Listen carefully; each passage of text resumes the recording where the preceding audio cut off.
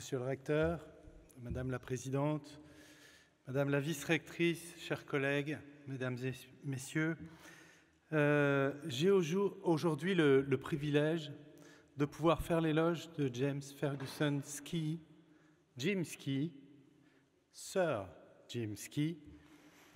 Jim est spécialiste de l'énergie en lien avec les questions environnementales qu'il n'a jamais oubliées au cours de sa carrière. Aussi avec les questions économiques et politiques.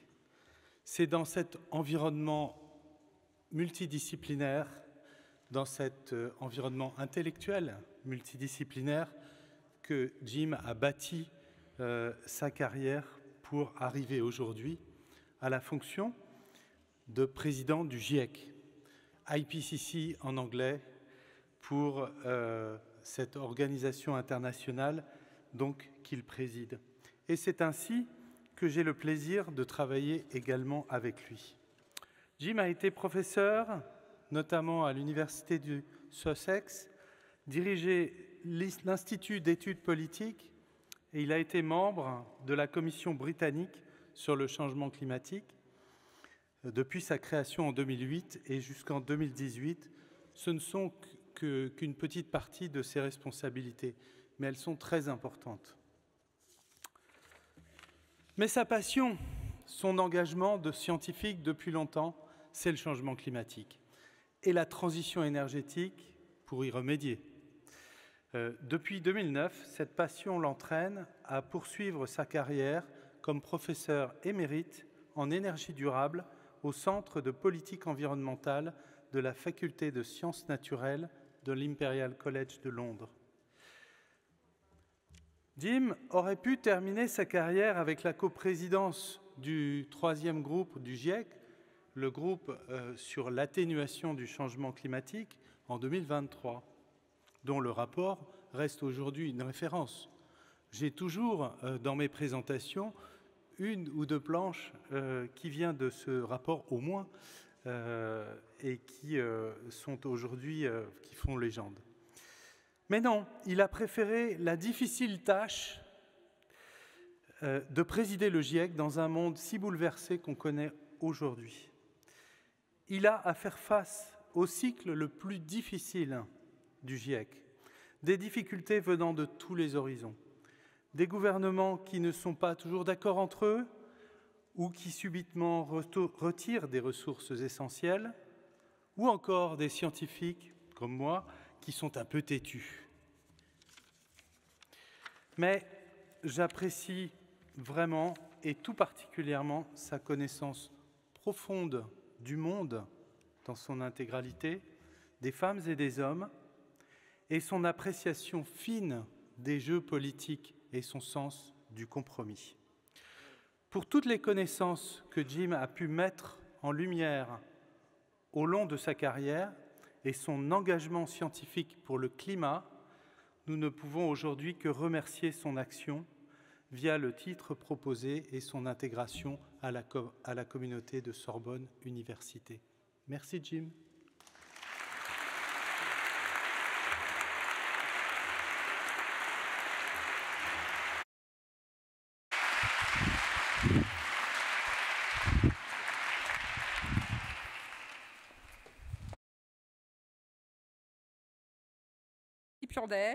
J'ai l'honneur de vous décerner le titre de docteur honoris causa de Sorbonne Université.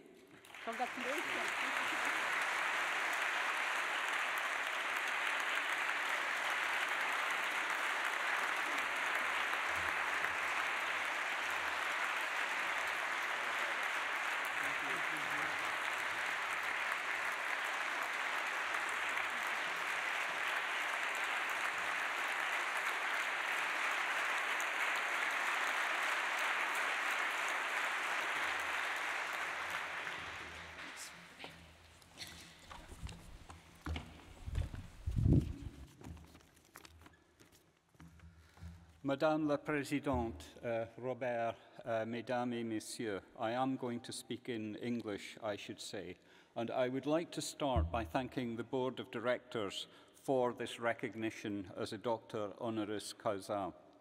Now, allow me to start by expressing my pride and sense of profound respect and honour in actually receiving this recognition from the Sorbonne, alongside such distinguished and accomplished fellow recipients. As we heard last night at dinner, the Sorbonne is the oldest university in France and one of the most sought-after universities in the entire world.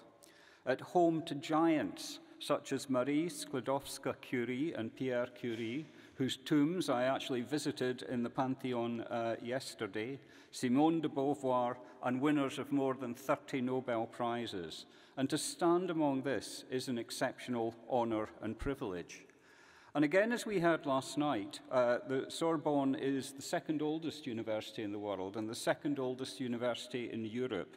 It dates back to 1257, and the 13th century actually has a special ring for someone coming from Scotland, as I do. Because towards the end of the 13th century, a pact was struck between the kingdoms of France and Scotland, referred to in Scotland as the Old Alliance, or Old Alliance. And the essence of this was that if either kingdom were invaded by England, the other kingdom would invade English territory. And the treaty was, in fact, invoked on a number of occasions. Now, today, the practical significance of that treaty has perhaps diminished, but this old treaty can still be tested to the limit. For example, when Paris Saint-Germain meets Liverpool on the football pitch. Now, I'm no historian, but I understand that the Old Alliance has never been formally revoked.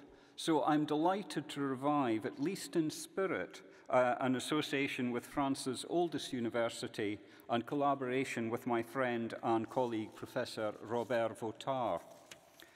Now, the citation for this Doctor Honoris Causa, I'm referred to as a climatologue, a climatologist, and I am absolutely proud to be working actively on the greatest long-term challenge facing humanity through my role as chair of the Intergovernmental Panel on Climate Change, or GIEC. The impacts of climate change, wildfires, extreme weather, flooding, and biodiversity loss are undeniable and a present reality. And the consequences will only get worse unless we achieve deep and rapid reductions of greenhouse gas emissions. We know that we have the tools, we know that we have the technologies and the policies to achieve this. And these can bring about wider benefits for human and ecological systems if we pay attention to risk management and planned transitions that are just and leave no one behind. However, having described myself as a climatologue, I feel somewhat a fraud. My first degree from the University of Edinburgh was in mathematical physics, which could have taken me towards climatology, but I decided even before I graduated that I didn't want to be a physicist when I grew up. Instead, I've spent my entire career in interdisciplinary environments, touching on engineering, economics, and the social sciences. And I know there is this aspiration for interdisciplinarity here at the Sorbonne. And these wider perspectives are essential if we're to understand climate change and implications in the round.